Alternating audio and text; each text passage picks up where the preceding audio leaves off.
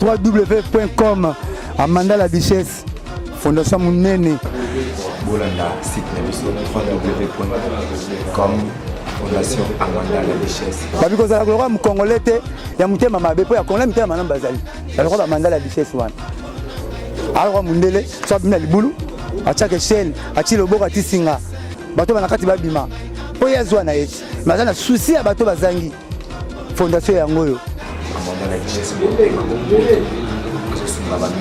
La Duchesse habité na www.com l'habité dans la salle sabat.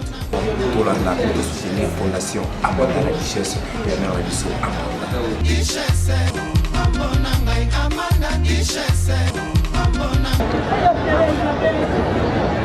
Les joueurs de Massina, dans l'entretemps, Charles Zakwango.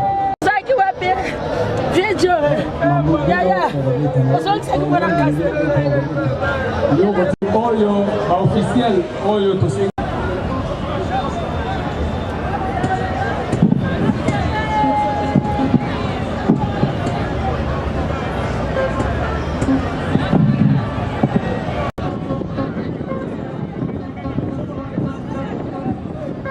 Protocole, maman nous sauve à ça qu'on a pas maï. Vraiment pour ça la cigarette libre.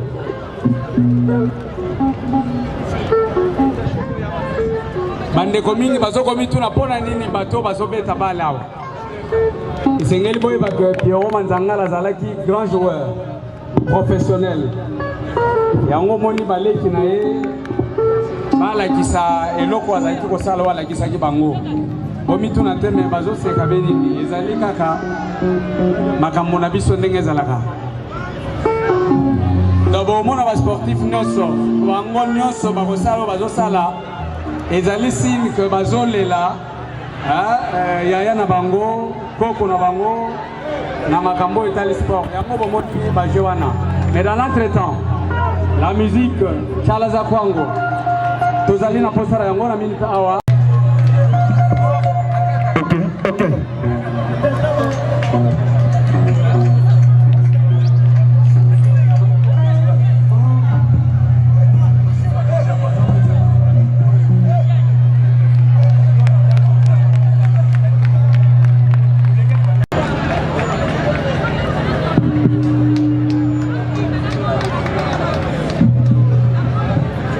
Jeune sportif, vous en avez 10 minutes à Pamba.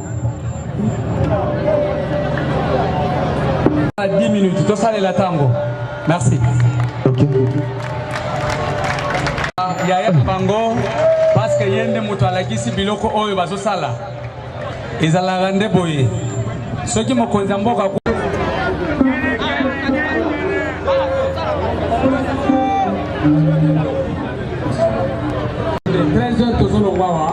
toujours qu'il y a des microphones.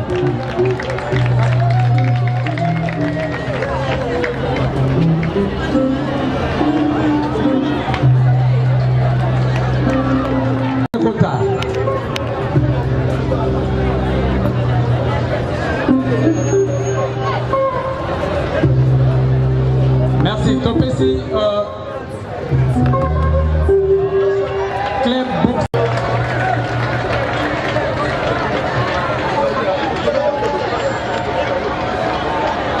Merci topetela bana wana maboko makasi bazali kolela bango pe na ndenge na bango ya ba sportif ndenge balelaka ba boxeur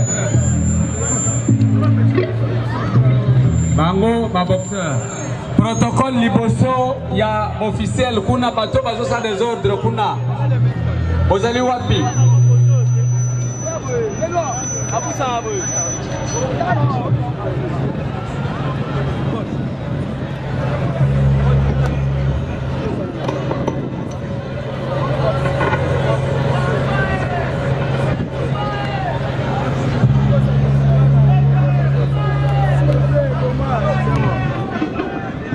Boyeba ke Pierrot Manzangala azalaki sportif moko to bengaka professionnel international.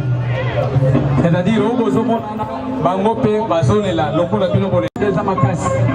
To sala eloko ezala na ndenge ya ordre ti tokokende na nécropole.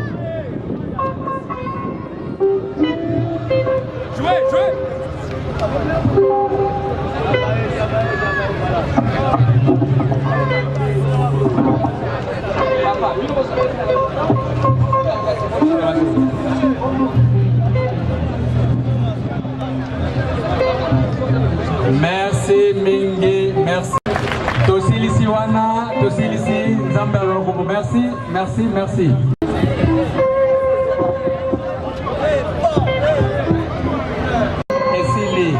Esili.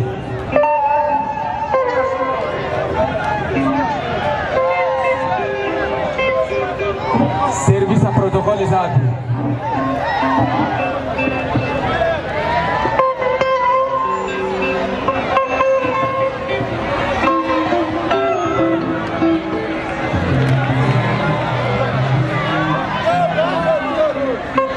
Merci.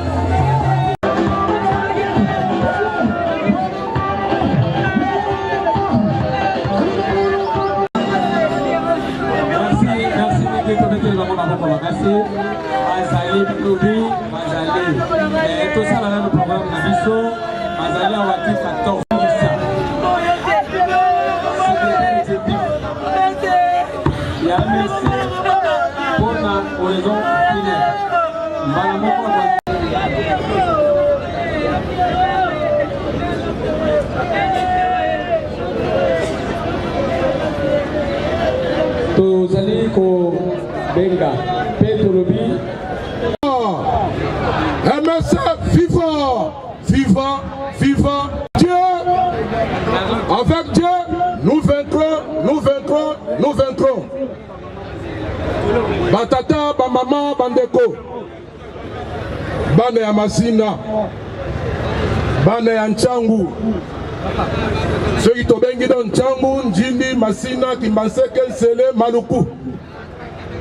Lelo, Toye, Pona Oye Abisso, conseiller fédéral chargé à jeunesse, il y a parti mon aîné, Oyo ya mwana mboka Jean-Pierre Bemba Gombo. azali na kati ya fédération mère ya mwana mboka Fidèle Babala Tata Lopango. La carte qui joue et gagne. Pierrot azalaki mwana nsomi ya Tata Lopango. Ezali mawapena passe. Témoignage dans ça lelo pour na mwana mboka Pierrot. Na Congo awa na parti na ye ya motema ya makila na kati ya mokuwa ya mwana mboka Jean-Pierre Bemba Gombo. Aye pa ya Tata Lopango Fidèle Babala akoti na kati ekola babaliste asali musala oyo na ndenge longo bani Pierrot asungi bandeko na masina awa na kati ya parti na kati ya Pierrot azalaki na deux signes d'opération addition na multiplication na addition azalaki moto ya esprit ya unité ayaki moko azali kolia na bato Pierrot azalaki motei monene na kati ya parti a rejoué rôle na ye à conseiller. Mais lelo yawa l'homme propose, Dieu dispose. Mwana mboka Tata Lopango Fidèle Babala na minute tozolo badoboye maweza na kata motema place pe baimoto azali mwana mboka Jean-Pierre Bemba Gombo bako sodonge ezali ayebi kedono baoba na kata nchango atombe. Mais bandeko Pierrot akufi te. Pierrot azali famille Manzangala ezali bana na biso oyo Pierrot baboti sénateur national Papa Madio Kopé sénateur national accompagné na Bakar de Figaro na président Domino.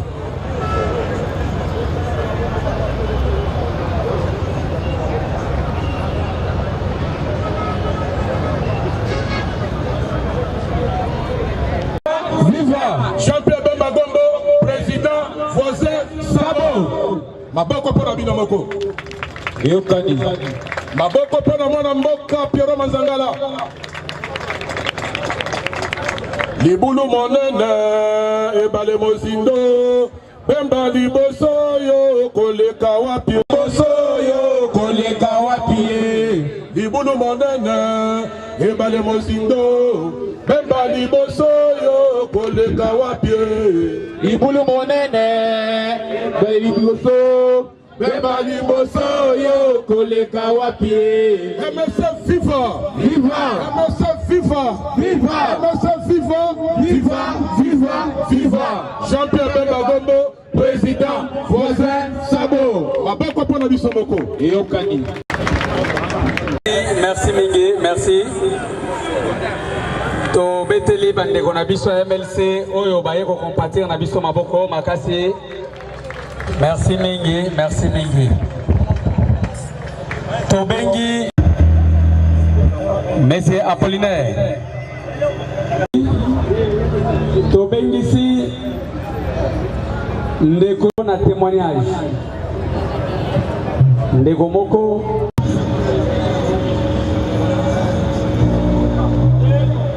Soki Monsieur Boni Asilisi, ancien joueur, Soki Azali.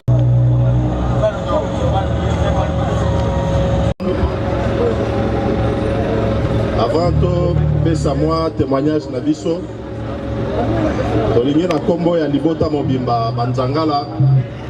Kopesa vraiment merci du fond de notre cœur. Na bino nyonso. Oyo bosepeli kolanda biso. Ona koya kolela na biso grand frère na biso oyo azali pe mwana na bino ndeko na bino topesi bino vraiment merci. Il est très difficile en ce moment de prendre la parole pour pouvoir dire un petit témoignage en ce qui concerne notre regretté grand frère. C'est arrivé comme une flamme bisike bandeli boyebite to surtout ki biso nyoso ndenge moko na moko a pe basutuka ki quand ils ont appris cette nouvelle. Nous aussi qui étions avec lui le même jour, blaguant, parlant,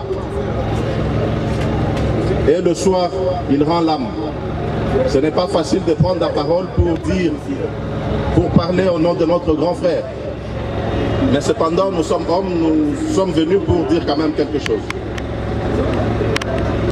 Il y a Pierrot, Azalaki, Ndekonabiso, mais dans la famille, il était devenu le papa. C'était lui qui avait pratiquement pris la place de notre papa. C'est lui qui faisait tout. C'est lui qui coordonnait tout. À distance où il était, où il a vécu pendant longtemps en Europe, il coordonnait d'une certaine façon la famille. À un moment donné, il a accepté d'abandonner sa vie en Europe pour revenir au pays pour ses ambitions. Il est vrai que dans la famille, nous nous étions opposés à son retour. Mais il a insisté parce qu'il avait des ambitions et des ambitions légitimes. Malheureusement, la nature en a décidé autrement pour mettre fin à ce rêve. Et nous rendons grâce à Dieu pour ça. C'est lui qui est le maître des temps et des circonstances et le maître de souffle de vie. Il a décidé de le reprendre. Nous lui rendons grâce. La carte de famille, il y a Pierrot, Azagena Bandego, Ebele. Okotanga bakomo na bango nyonso ate biso nyonso toza awa sur place na ba oyo bazalaka musika baye poto le l'ensemble ya ya na biso na kati ya quartier partout où il était simple, il était humble, il parlait avec tout le monde, il blaguait avec tout le monde, même s'il était de temps en temps nerveux. Likamumuke Asiliki, c'était sa nature, mais c'était un bon papa pour nous. Donc toza kolela ya solo na mitema na biso toza kolela. Nous n'avons pas suffisamment de mots pour exprimer sa grandeur. Comme nous lui avons rendu hommage sur les différents réseaux sociaux, nous allons encore le répéter ici. Nous lui avons dit que Ya Pierrot, toutes nos larmes réunies ne seront jamais assez pour te pleurer. Tous nos moyens réunis ne seront jamais suffisants pour te rendre l'hommage que tu mérites. Nous avons pu faire avec ce que nous pouvions faire. Nous disons merci à tout le monde qui a participé, à tout le monde qui a contribué, à tout le monde qui nous a soutenus. Nous vous disons sincèrement merci au nom de notre grand frère que nous ne reverrons plus jamais. Merci.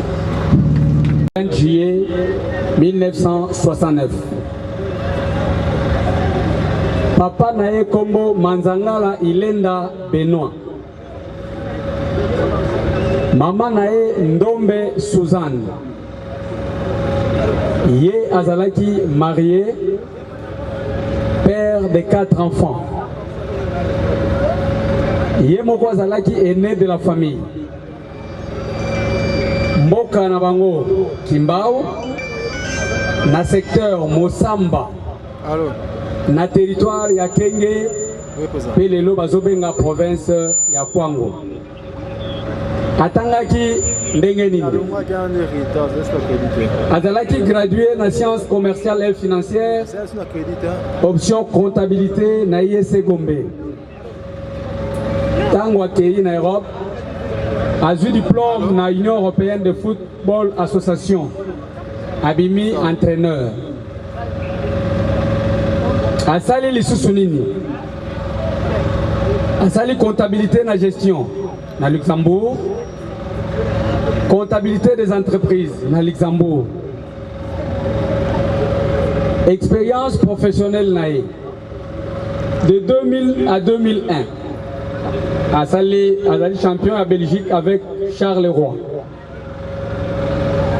De 2003 à 2004, champion de Luxembourg avec Grevenamège. De 2003 à 2004, vainqueur de la Coupe de Luxembourg. 2004 à 2005, une fois, a participé à la champion de la Ligue européenne. Comptable principal na Sorgerie, na Kisangani. Et puis, comptable principal na Cobolus, na Luxembourg. Expérience politique nae. Azalaki, président cofondateur ya MLC na Luxembourg. Puis cadre ya MLC na RDC na Fédération ya Tchangu. Wana izali biographie ya Mowei oyo atiki biso lelo. Sikawa tolingi tobanda na mouvement ya dépôt ya gerbe de fleurs.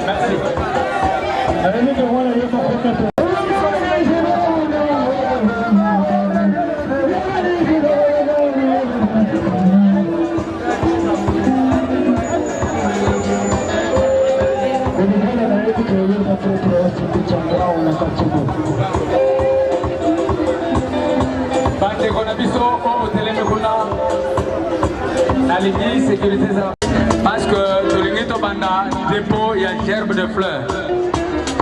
Botika esika wana kimia pe ba mama o bazali kuna balongwa esika wana. Ba soda na biso bo salisa biso. Ezali pona lokumu ya mboka. Mutu kitali sisi boso kuna.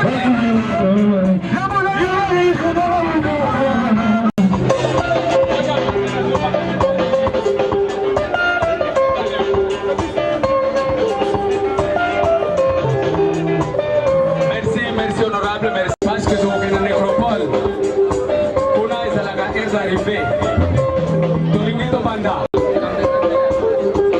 Tozali Kobekisa Honorable Antir Wanga Honorable Antir Wanga. Merci. Komatana côté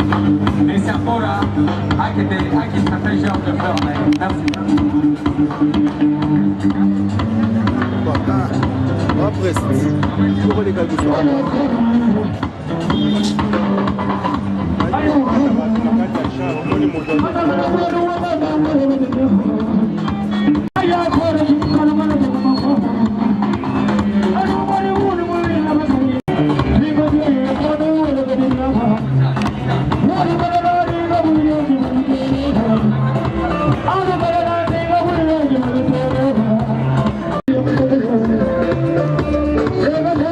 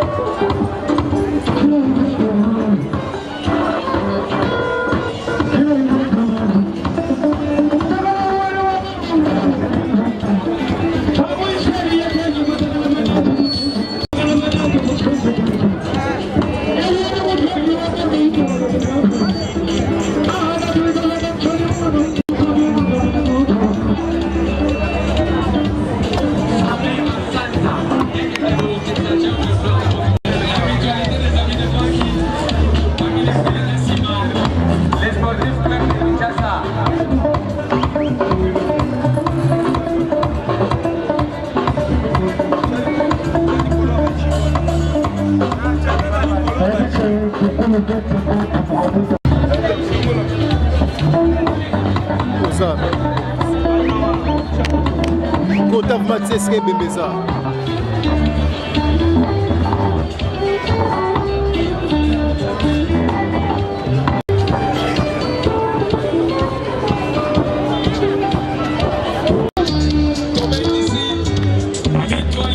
Les amis de Bangui. Ici les sportifs qui aiment Kinshasa. Massivement les sportifs qui aiment Kinshasa. Famille Kabea. Jojo.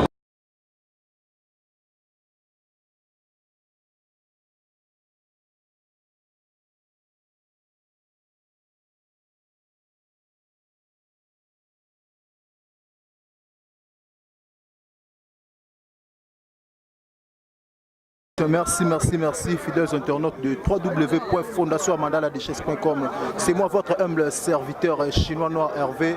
Donc l'homme décidé le plus faux. À chaque instant, mes pensées se métamorphosent. Quand on est au Lobaki, toza na kata terrain municipal à Massina, na matanga ya Pierrot et Manzangala. Donc tout le monde na poto baza, tout le monde ba ancien joueur baza belé. Donc on interviewe moko la moko, toyoka ba point de vue na bango par rapport à ma et ya ndeko Pierrot Manzangala yolongwa toza bongo na ve Mumberto Siku mwana Luxembourg solo. Bonjour mon vieux. Bonjour.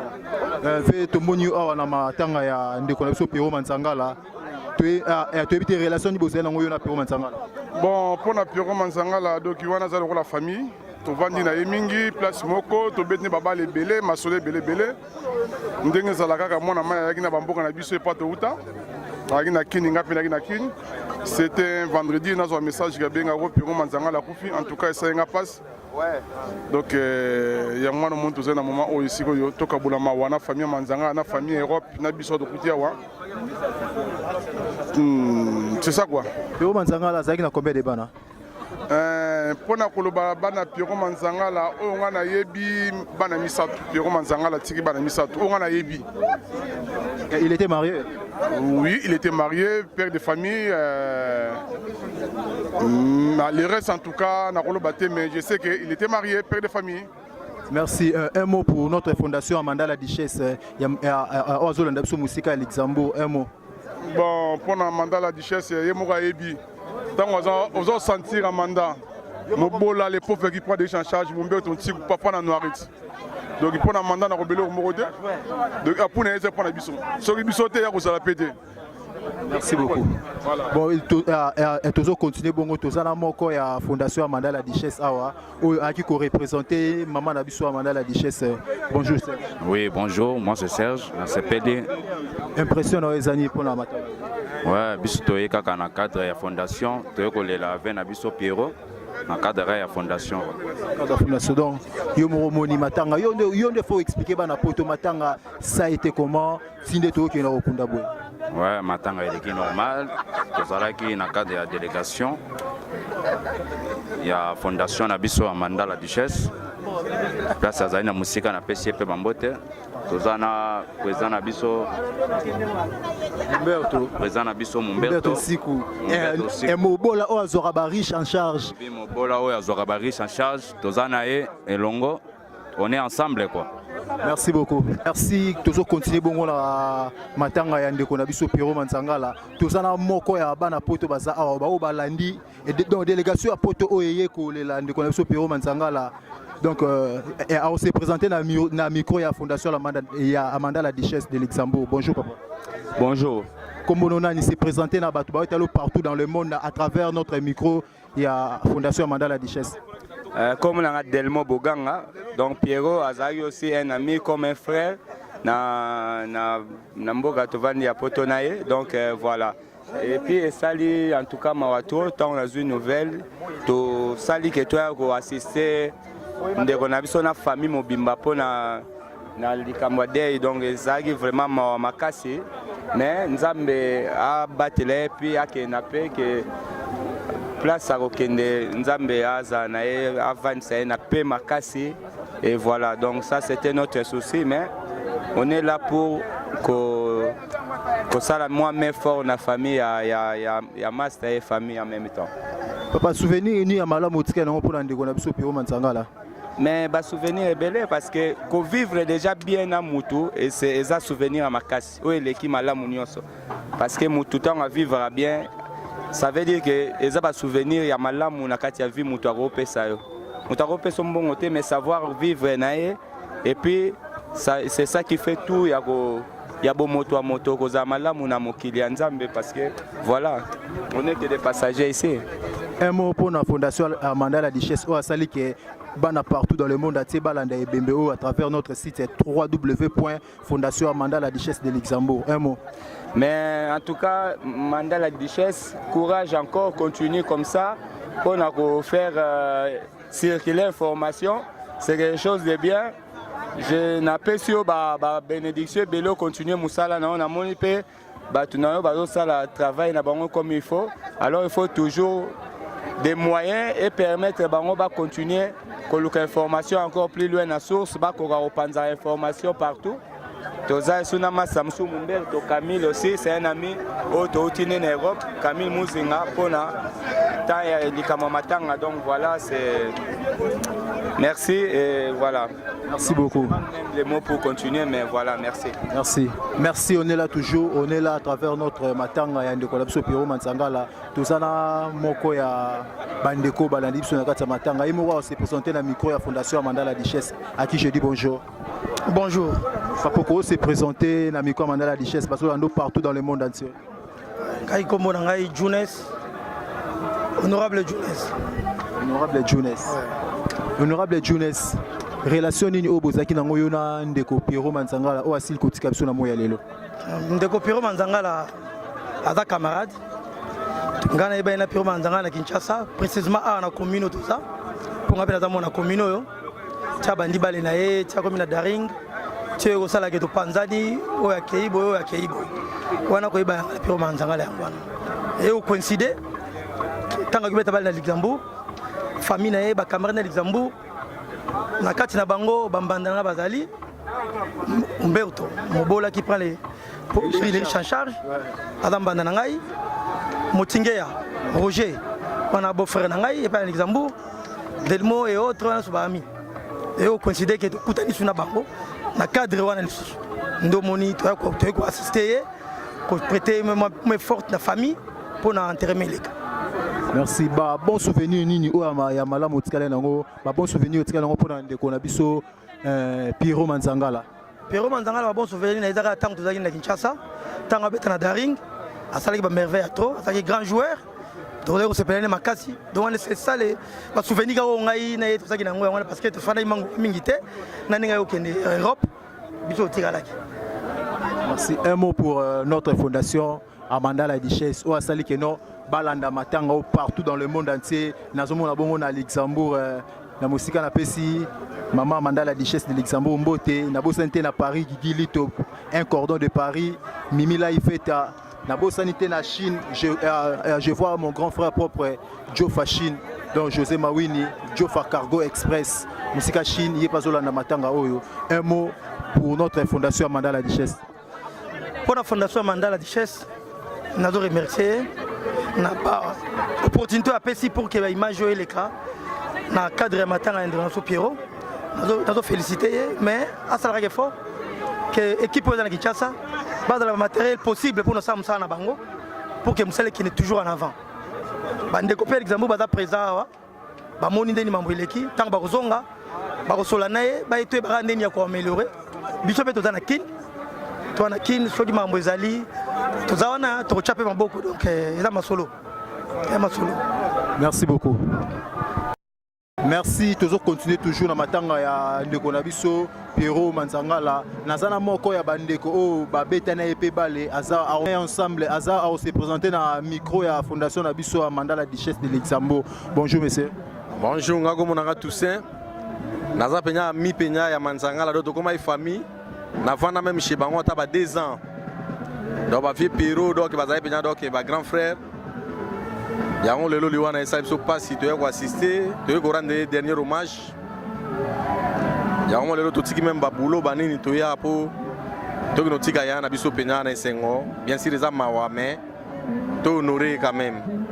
Kwa zape moko nga na dirigeant football président ya équipe yepé a participer à na monde ya football na bengi même ba joueur na nga baye ba sali mo ba jeune na terrain. En tout cas mingi ya kolobesa te. Bon souvenir nini o tika lango pona ndeko na biso Pierrot Manzangala. Ah donc comme footballeur tant na obeta bala ela nga botine tant nga na poto. Ma meilleur souvenir nem sous bon sur le plan caractère na e azaka fi mo benya bana osilikate. Azaka tozolo ba mabe dernière fois na monaki même na municipal wa to discuter ki na e makama ba terrain oyo nga na zo silika mais zo seka toujours. Donc dernière fois na monaki ya ngwana donc ba caractère ne ya ngwana vraiment. Merci président. Président, un mot pour notre fondation Mandala Duchesse. Et sali que non, bandeko baza musika na Luxembourg, na États-Unis, partout dans le monde, ba landamatanga one s'est déroulé. En tout cas, toka bola mawana bango, à Mandala Duchesse. En tout cas, ils allaient naebi ki les fondation moko munene. Toyoka même ba yemba Mandala Duchesse banini donc vraiment eumela. Merci beaucoup. Bonjour monsieur. Bonjour. Vous se présentez dans la micro, il y a Fondation de Mandala Duchesse. Oui, c'est M. Vince Boumou. M. Vince. Vous avez une relation avec le Pierrot Manzangala. C'est un aîné, hein? C'est un aîné. On a toujours gardé de bonnes relations avec les vieux. Quand il venait de l'Europe, il a vu Tono, Zarazala, et puis bon, lui aussi il compatissait au malheur à Batoua, il assistait tout le monde. Et puis quand il est parti, nous sommes obligés à avoir assisté. C'est la raison pour laquelle on est là. Bon souvenir, il y a un Ndeko Manzangala au Tikalango. De bonne manière, hein, sa façon, il considérait tout le monde. Bon, tout le monde, nous avons tout en considération. Hein, c'est ça des bonnes relations que j'ai gardées pour le vieux. Merci beaucoup. Son âme. Merci beaucoup. Bonjour mon frère. Bonjour. Comment allez-vous? Kombolanga ndinde mona masina donc to ebembe ya grand frère esali biso passe mingi po baza ba grand o balakisa nzela biso baleki to landa to se déranger mingi parce que tozali non a besoin ve fala zala po pesa biso baleki conseil mais nzambe kaka zo lokumu parce que azui molimo ne pe mana kimia biso baleki to tikali to landa chemin ya bayaya za malamu mingi. Merci merci Ndeko. Kombolanga Redi Manzangala. Wa ndoi nae sa famille to komboka rozuna ndenga bali. To sa famille te. Mais waeza kombo papa aboti apesa ngai pokoma ezaka Manzangala.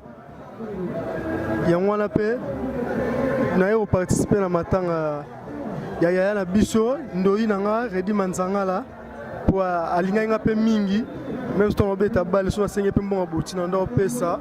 Aide nga penza engwana molimo na epe makana kimia merci Ndeko na pena jogo mususu na mona ba démonstration sur le terrain kuna en tout cas tu es vraiment un bon joueur merci bonjour Ndeko ko se présenter na micro ya fondation Mandala Duchesse ba Orlando partout dans le monde comment on Suleiman capitaine club sporting club de Kinshasa de CP Minko na matanga il y avait Nabiso, Père Nabiso, tout ce que le ming pour nous alla participer dans matanga.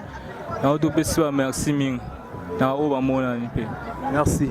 merci tozalaki bongo na bandeko na biso oyo bayekolela elongo na biso na fondation Mandala Duchesse. Donc merci na maman Mandala Duchesse depuis Luxembourg. Na bosanité mon vieux Mumberto Nsiku mobola ozo rabariche en charge.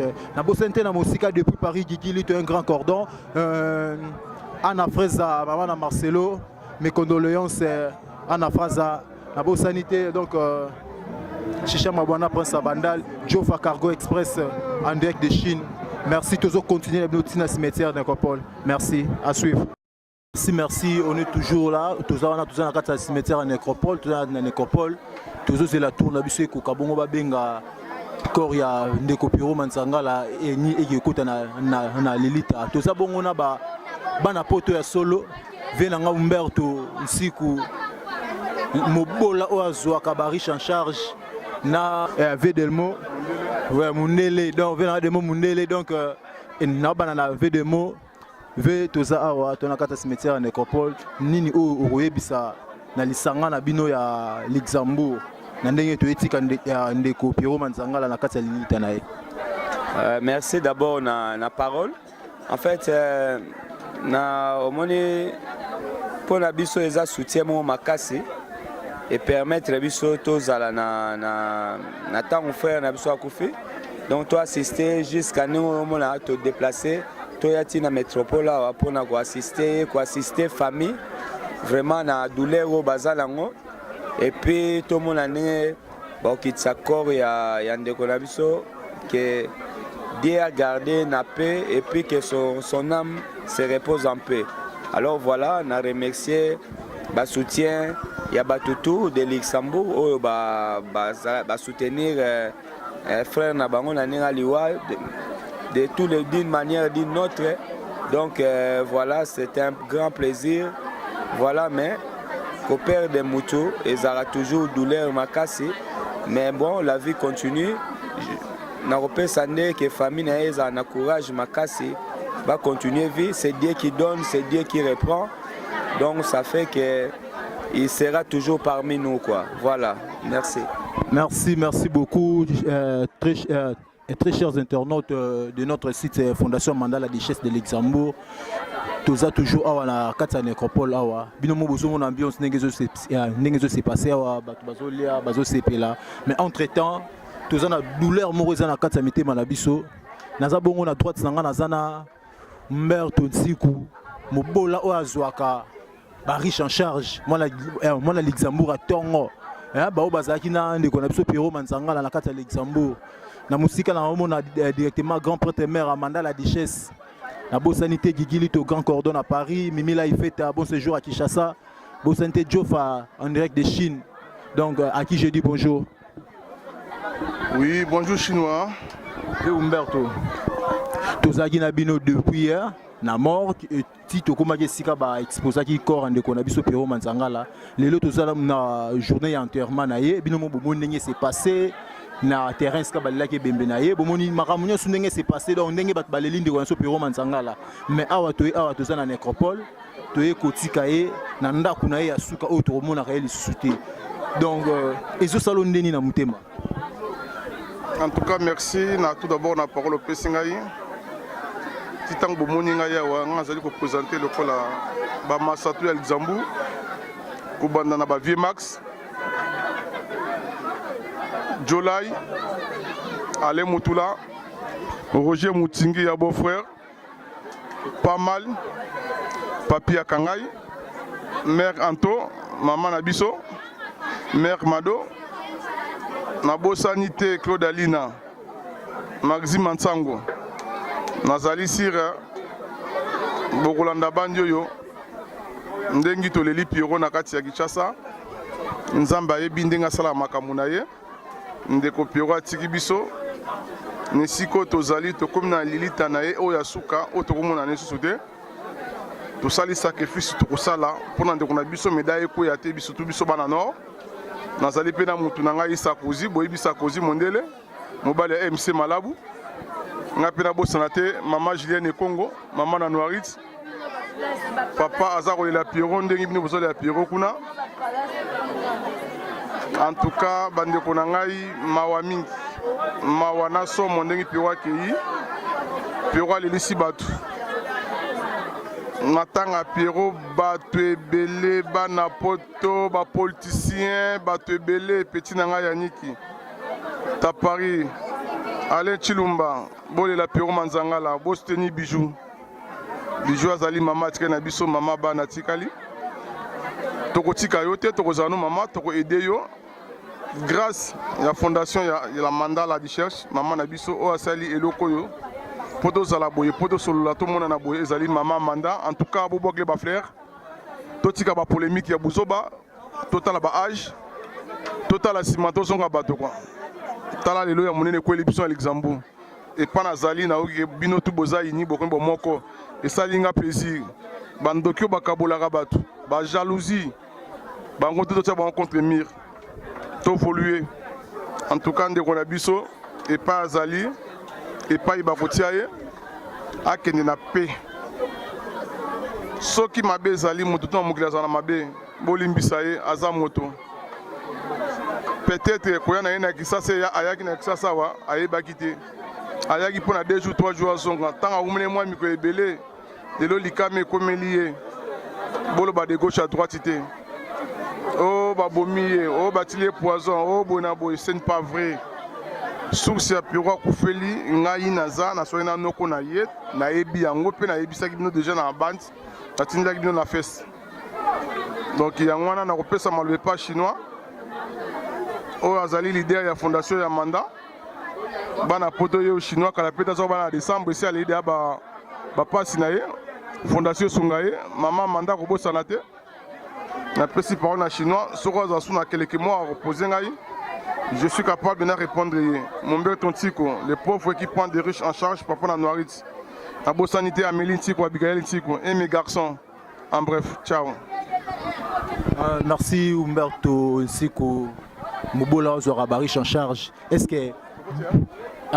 que vous avez une organisation qu'on a binoban à Luxembourg pour nous ressonger les bottes au Yatiki?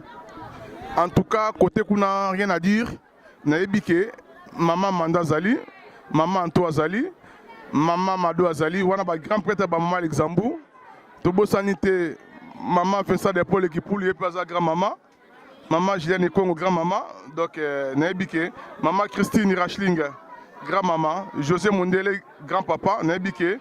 En tout cas nyoso, et c'est ça la puissance nangai ngazali amena oza konti kandi, c'est que c'est bien. Merci, on est là toujours donc toko talakati tout le monde a ndenge bazo déposer nzoto ya ndeko na biso. Pierrot Manzangala, merci à suivre.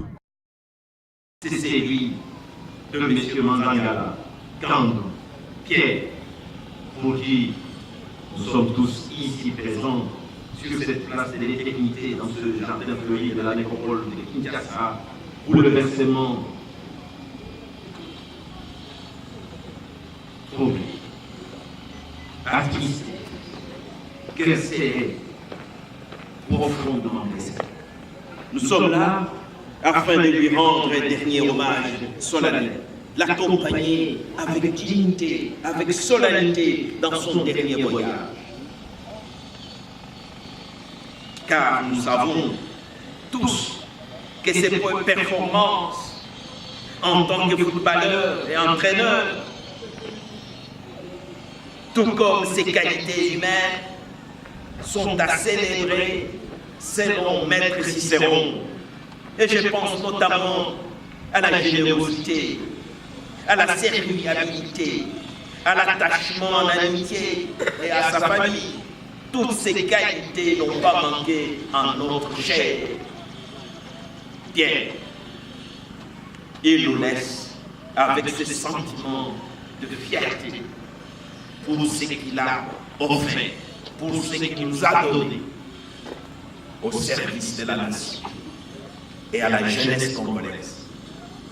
Et pour beaucoup d'entre vous, Monsieur Manzangala, quand Pierre n'a pas été qu'un joueur de football professionnel de son état, un entraîneur diplômé de l'UEFA, dont le talent a fait le succès de plusieurs et le succès et la réussite de plusieurs équipes de la place. Je pense notamment au FC Nika d'Exangani, Vitalo de Burundi, Lokeren de la Belgique et surtout Greven Nancher de Luxembourg. Vous comprendrez par là que Pierre était au service de tous, de la jeunesse, du Congo, tout comme d'ailleurs.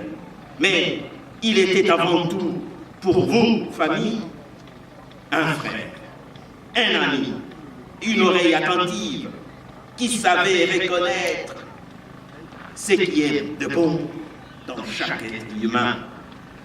Oui, lui, il n'hésitait pas d'apporter son concours là où les équilibres vitaux étaient menacés de rupture. Et tous ses proches n'ont pour lui que de la sympathie et de l'admiration.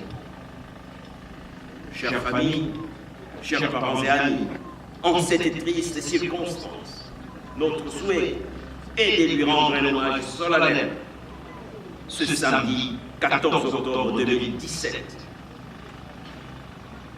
tout en présentant à vous, sa chère famille, nos sincères condoléances.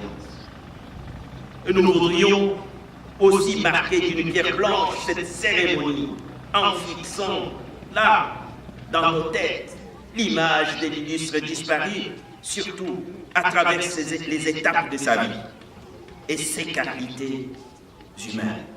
À savoir que Papa Pierre est originaire du village de Kodipwanga, secteur de Mosamba, territoire de Kenge, et nous sommes bien là dans la belle et nouvelle province agricole du Kwango.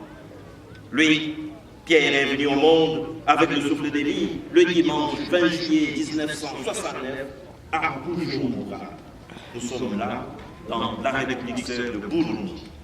Et voilà qu'il s'en va ce jour dans la félicité éternelle en nous quittant inopinamment le vendredi 6 octobre 2017 ici à Kinshasa, loin de cette terre natale, de cette terre d'origine, et à l'âge très jeune de 48 ans. Oui, chers amis.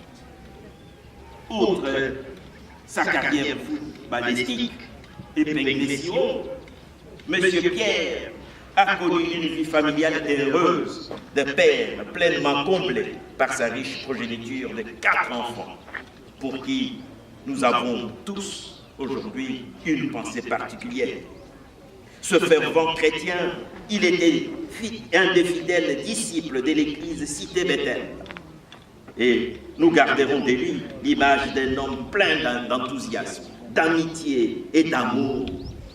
Il était très sociable, avec un savoir-vivre remarquable. Il savait, Pierre, partager avec les autres le fruit de son travail. Oui, chers amis.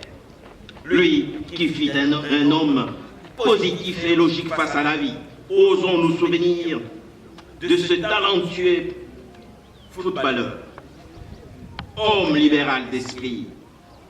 Ainsi, chers amis, le plaisir, les joies et rires qui ont animé sa courte vie demeureront plus longtemps dans le souvenir de sa famille et de vous tous, ses amis et proches. Et comment ne pourrions-nous pas avoir un clin d'œil pour Pierre ce jour en disant « Pierre, tu es parti. Oui, Pierre, tu étais si proche et tu es maintenant si loin. L'espace d'une seconde a suffi pour que tu partes. Nos cœurs brisés, Pierre, nos larmes séchées n'ont pu te retenir. Toi qui ne voulais même pas partir, Pierre, qu'aurions-nous donné pour te voir revenir, pour te voir dire, j'ai décidé de rester. Hélas, 3 fois hélas, la caravane du pèlerin est finalement partie. Nous tous en pleurs. De ne plus t'avoir dans notre vie, Pierre, mais pour toujours dans nos cœurs. Là. Au revoir. Au revoir, Pierre. Oui, chers amis. Ainsi édifié, par toute ses sagesses. Il ne restera de Pierre Manzangala Grandou que tous ses souvenirs par milliers. Et pour que sa mémoire vive à jamais, vous n'irez plus le chercher à sa résidence dans la commune de Massina, quartier Pascal, au numéro 31 de l'avenue Wamba, ni non plus à la sortie du culte des dimanches à l'église Cité Bethel, voire même sur n'importe quel terrain d'entraînement professionnel de nos joueurs. Car à cet instant, le voici qui vient d'échanger d'adresse et de communes. Désormais, c'est ici, dans la commune voisine de Lancel, dans la cité nécropole de Kinshasa, son corps se reposera paisiblement dans le quartier Polaris sur l'année 32, au numéro 1464 de la rue. Nouvelle adresse, de guerre, nécropole de Kinshasa, quartier Polaris, année 32, au numéro 1464 de la rue.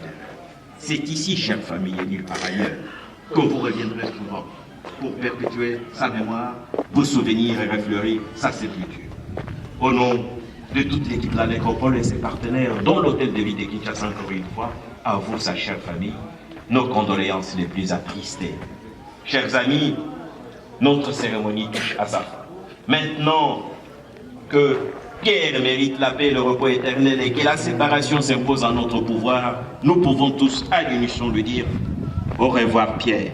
Mais avec ces mots si simples et précieux, empruntés à la langue chère, à ses aïeux, cette langue que ses parents lui parlaient à Bujumbura, cette langue dans la maison paternelle a gouverné ses premiers pas, caressé ses rêves d'enfance, c'est le Kiaka.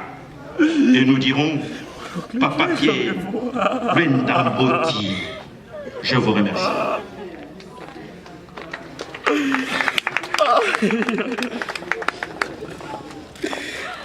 Chers amis, je vous invite, s'il vous plaît, derrière le corbillard de Pierre.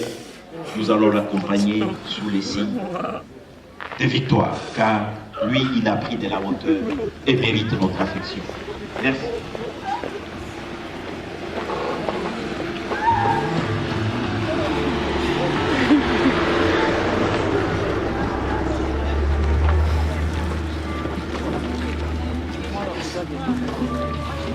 On va déranger ici, s'il vous plaît. Mettez-vous en déranger.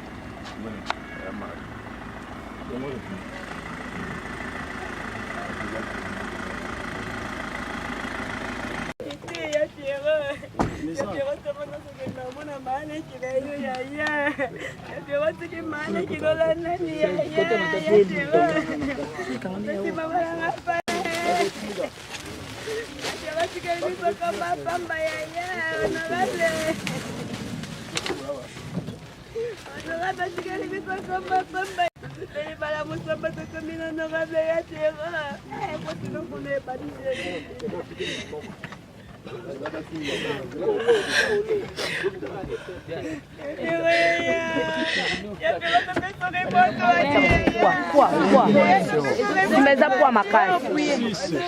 Kwa 6 personnes.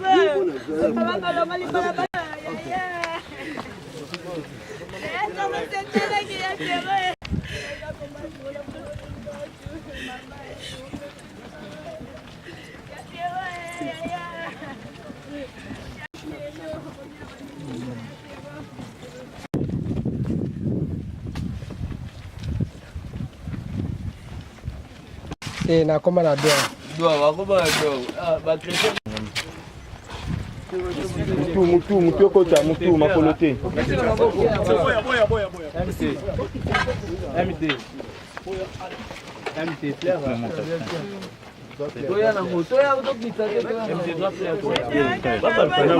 Wapesa mutu wana makolo. Papa. Qu'est-ce que c'est? On a poussé qu'on a tout ça à descente. Il y a attention.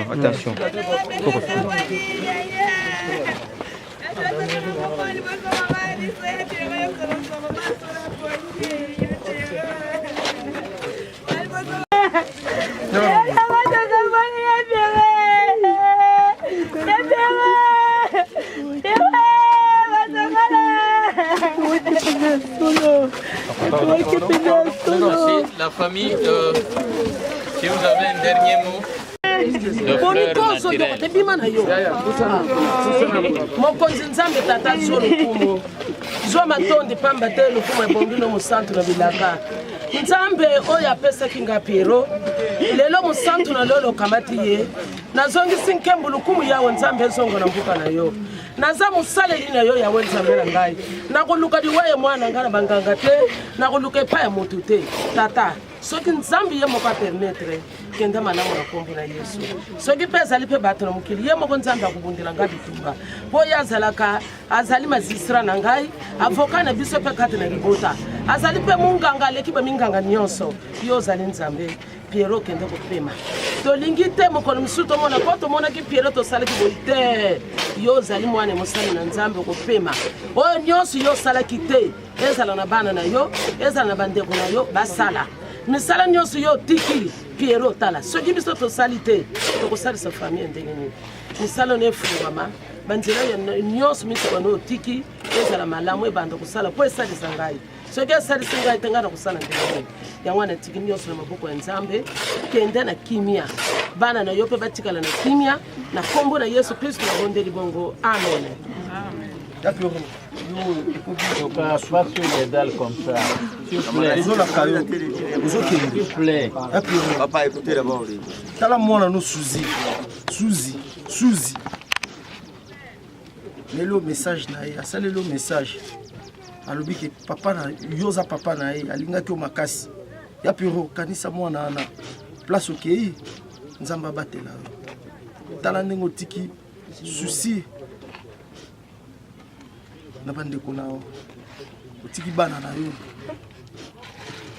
tokotika bamotema kende malamu nzambe abatela. ngai noko Piero ngana za noko na yo propre nazoloba awa na minute oyo yebi azali complice na liwa na yo ndengo lali wana fongola miso kotika yete ya ngwedlo awa na minute nazoloba ndengo na zan noko na ngai kende ko pema soko yebi bato mokili to nzambe nzamba zolo kum soko bato mokili fongola miso ndenga yo okei ndenga yepa kolala lelo basuka nazaki na ngo yango wana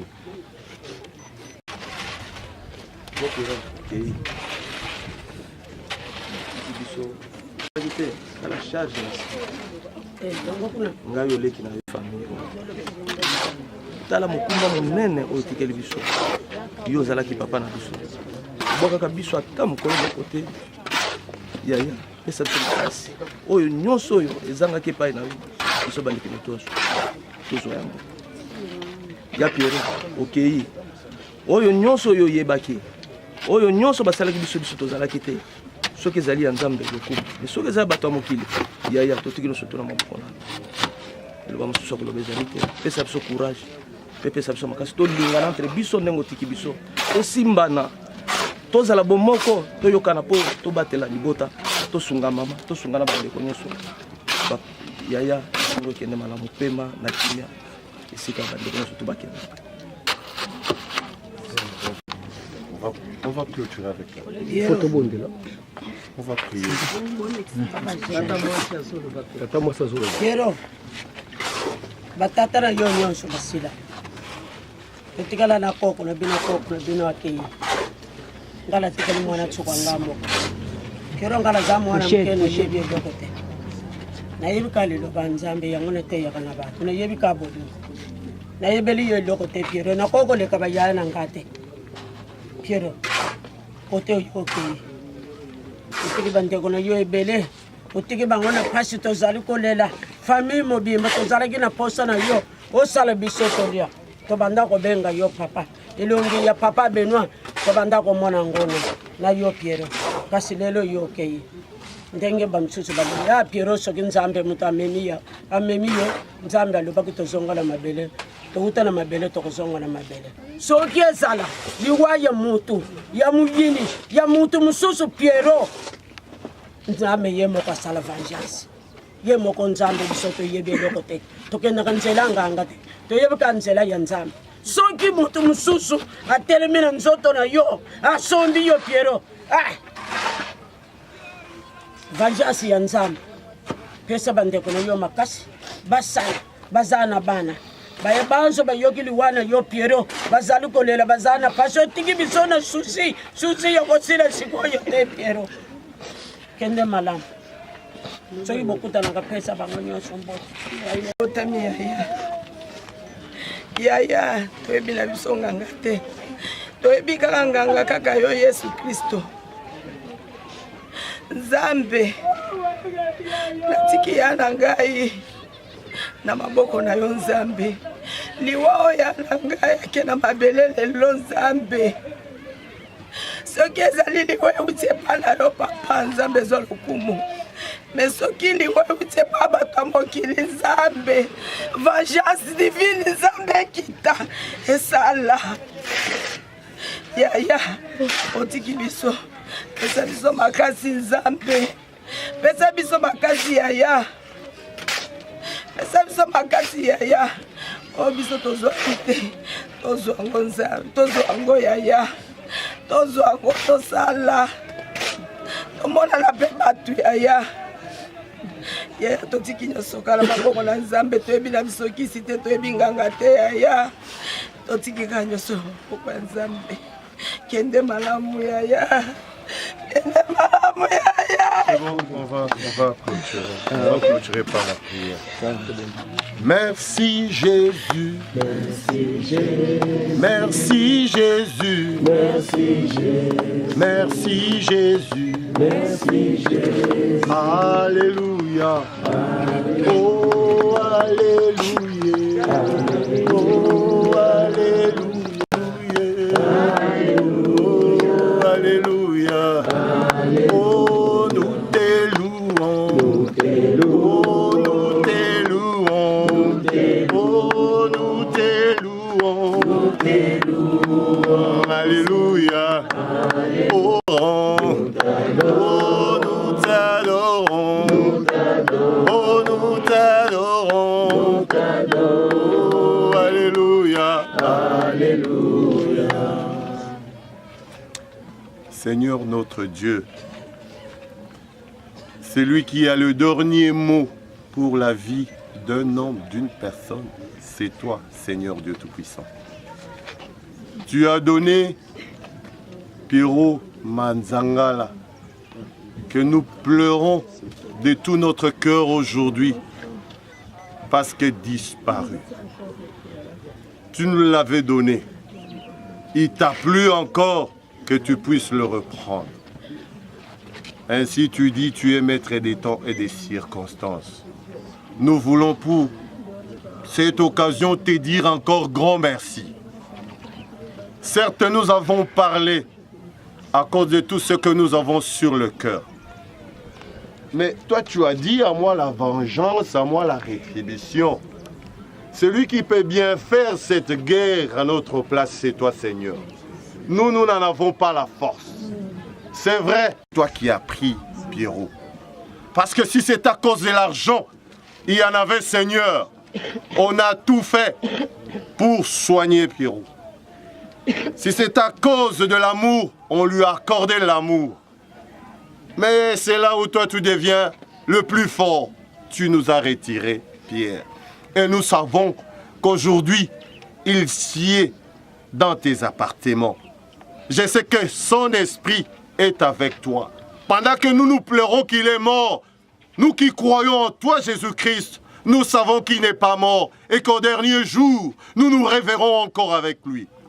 Père, certes, il est parti, mais il a blessé, sa disparition a blessé nos cœurs. C'est lui qui donne la paix, pas comme le monde la donne. C'est lui qui donne une paix durable. C'est toi, Dieu de gloire. Laisse que tu puisses penser les plaies de nos cœurs. Les plaies de la maman, de tous ses frères. Seigneur, où irons-nous si ce n'est pas à toi? À qui irons-nous? Laisse que tu puisses bander les plaies de nos cœurs. Et nous savons, Seigneur, qu'il est avec toi et que son âme repose en paix. Nous voulons, Seigneur, que tout ce qu'il a laissé comme œuvre soit continuel. Donne la force à ceux qui sont restés. Bien sûr, Seigneur, pour que cette œuvre que lui a commencée puisse aller de l'avant. Nous n'avons pas beaucoup de choses à te dire que te dire grand merci. Et surtout, donner la paix. Nous t'avons ainsi prié. Dans le nom puissant de Jésus-Christ. Lui qui est notre Dieu, notre Seigneur.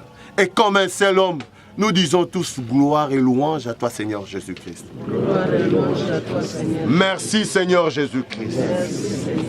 Amen. Amen. Que l'âme de Pierrot repose en paix. Amen. Vous avez des fleurs naturelles. Vous enlevez les sachets, vous mettez autour de...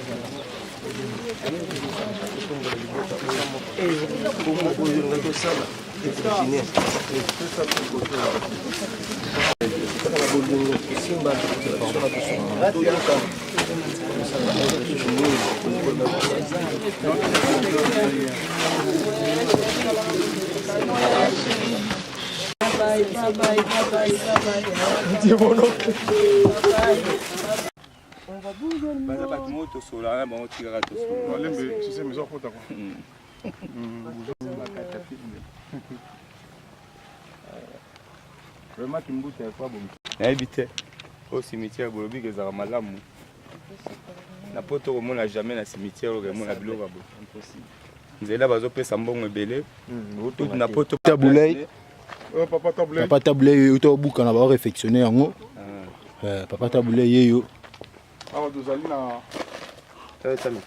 ntango ya Papa Taboulay tika mobola kota bokota ko bino bokota bana mikili tozali na kati ya kini yango toye na cimetière okunda ndeko na biso Pierrot Manzangala lelo awa nazali na binasa mpe visite natala mpe bagrand prêtre na biso ya monde oyo basala makambo ekokosama na kati ya Congo naza na hommage ya Papa Taboulay devant tombe na ye mpe ya son âme Papa Taboulay. Merci. King Aredo le King Aredo yeyo Veli Kinga eloko ne yango bana mai Mpanzi Ndombe Petrum nasalaki tuna tambola na mona ngo namoni likinga yeyo awa Papa Ndombe place ba azo adresse na ye ya liwa naza liboso ya tombo ya Papa Ndombe Kester na ngambu we siko natala pas grand prêtre kwa mambu Vikis ouais Joker King of awa nde toza mpenza epai ya Kester emene ya kwa mambu toza mpe na delimo wana akoraisonne Kester n'époque vi abwakaka ye mais vi lelo siko na mabele Kester esika ozali ozala na kimia obosana yo te tozana toujours elongo. Merci. Sœur Marie Misambu na nsima ya Papa Ndombe beaucoup liya mwana awa sikoyo tokomi epai ya sere na biso Marie Misambu nasali natambola namona bisika basere na biso bakunda oyo mombeta akomaki te sere na biso Marie Misambu esika azwa adresse ne ya libela mbula na mbula place ne yango nakomi namoni yango sere Marie Misambu en tout cas ozala na kimi esika ozali. Merci yamba Pierrot Manzangala etaki mosali na Nzambe. Merci. So to n'est pas ye moko ve beaucoup kuru yaka kunzilele siko awa tozokoma esika mangokoto del sika papa nous veut dire que papa l'exception ba idéologie on ndenge ezalaka kaka amanda fondation amanda bana Luxembourg délégation na bino botindaki bango ebalongo bino soni toza na kati ya terrain mpo bomona totambolaki tokoleka boye te toyotika ndeko na biso Pierrot Manzangala totala mpe papa na biso emene ya toloki papa biso emene ya papa Tabulei papa Ndombe Marie Misamu tokomisuki pa ye moko papa Wemba Fulangenge vie Mizo mokonzi ya baforme vie etina yo etina yo Mumberto Ntiku les pauvres qui prennent des risques en charge oyembaka otikaka vie na dernière minute avokende na maître de l'école gangi petit na yo Mumberto Ntiku vie na moni vie na leli et pas ozali yambele biso Pierrot Manzangala bozala kimia oya koloba eza sute na sepeli ne komone fa papa esalinga bien amanda la richesse grand prêtre mère papa yeyo na ye nakomi esika papa vie beaucoup ava kende nabaka un jour papa kolela ngai papa va kende na album ne asuka maître de l'école atikaka Mumberto Ntiku les pauvres qui prennent des en charge ce côté tembe tal album titre nango ezali bravo okoyoka Mumberto Ntiku les pauvres qui prennent des en charge merci. Merci ndenge bozalaki ebele ya kolanda site Samino Fondation Amanda la Duchesse.com donc toyaki bongo kotika ndeko na biso Pierrot Manzangala na kati ya ndako na ye ya suka binomo bomoni ndenge badindisi na kati ya libulu na ye donc mingi vraiment kolobeza te parce que toza na douleur na motema donc toza bongo na vie nanga Mumberto Ntiku donc elle est Mobola qui prend les riches en charge. Donc, yende opé ça va remerciement par rapport il y a Batuna Bango Luxembourg ndenge ba soutenaki bango po baza na katikati na esika po makambo eleka bien bongo to ça l'entrée et avec na biso Mumberto Ntiku apé ça va remerciement na Batuna Bango Luxembourg. Donc on a profité la paix ça peut mbote belé na yemoko grand prêtre mère Amanda la Duchesse de Luxembourg na bosanité na mosika na moni Didi na Siabo depuis Dublin sans oublier Guigui Lito un grand cordon de Paris Joe Famawini en direct de Chine na bosanité Masalanga Steve Kuzangila na Paris Ngalf le disciple de Jésus bino boye chinois noir yo kalate zo bala ya bobongisa déjà ndeka to yokanaki ya kalate décembre so musika te ya tout ça bon on a vu nanga Mumberto Ntiku les Mobola qui prend les riches en charge ve ba remerciement par rapport ya bato ba soutenaki bino parce que bino ne délégation à Luxembourg au boya qui po bolela ndeko na biso Pierrot Manzangala moi ba remerciement ça la bien la bana potonyo so Bolanda. En tout cas merci na kopesa nga parole tout d'abord na remercier la fondation la Amanda la Duchesse tous ali pena petit Amanda Serge Yeyo Amanda tala Serge. Bonsoir fondation Nabino yango donc to sengi na tout le monde bon enterré et aux arabiens makas en tout cas bye bye. OK c'est ici à lobby naza pena Delimo mobali MC Malabu ye wana na sima rozo e papa pour mon ata ko mona na tabo yi ko mona kota papa zo ye azakoya ma statue à Luxembourg, voilà, donc Kunda Pierrot Manzangala, donc voilà, tout ça, ce qui était notre devoir à faire, vraiment, et l'équipe n'en est bien, et puis tu assister famille comme il fallait, na soutien il y a Banagnon sur Luxembourg, il y a Belgique, partout d'ailleurs, Pierrot, donc voilà. Na remercier Batunio son effort au Basali, na au déplacé pour nous yatiawa. Voilà, fallait avoir du courage et puis voilà, donc merci et je remercie tout le monde effort bon que son âme se repose en paix. Comme on dit, c'est Dieu qui donne, c'est Dieu qui reprend et merci encore une fois. Au revoir à tout le monde, merci. Bon, bana Luxembourg na bossa binote na nyonso tout bossi ko sala pona fondation ya Amanda la Duchesse en tout cas ko banda na ba vie na biso bosé belé ba vie Max ba vie Bokomba ba vie Chitenge en tout cas juste tout bossali organiser pona Pierrot Manzangala Luxembourg to zib information en tout cas biso père wa délégation à Luxembourg awa to sali to ko sala en tout cas to remercier bino biso to za ba représentant na bino na kati ya kisasa na moment oyo na oto eleki en tout cas eleki na boboto na bondeko Pierrot akundami kitoko esika zali nzambe azala na ye na bosani te o na boaki peti nanga chinois te peti nanga pe chinois wana zali force tranquille petit ça le kaka donc veut dire quoi? Veut dire qu'à matos. Petit sinon le matos libala quoi. Ouais, merci beaucoup parce que vous étiez nombreux à suivre votre site fondationmandaladichesse.com. Binomoro Bolandi, comment matanga yande konabiso Piro Manzangala eleki. Donc je remercie tout le monde. Donc Guigui Lito, un grand cordon de Paris, sans oublier José Mawini Jofa en direct de Chine, LG Smith, donc le caméraman le plus suspect, donc plus que drone, donc babi qu'il y a l'équipe drone artiste, donc sans oublier de konanga ser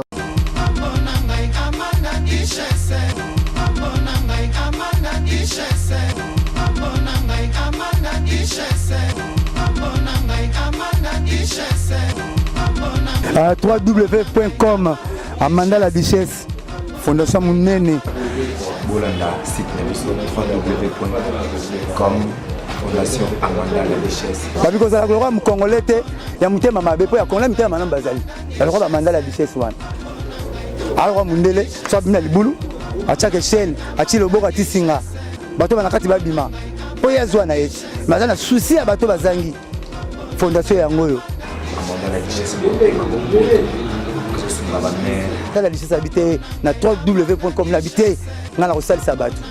Pour la soutenir Fondation Amanda la Duchesse et la Duchesse Amanda.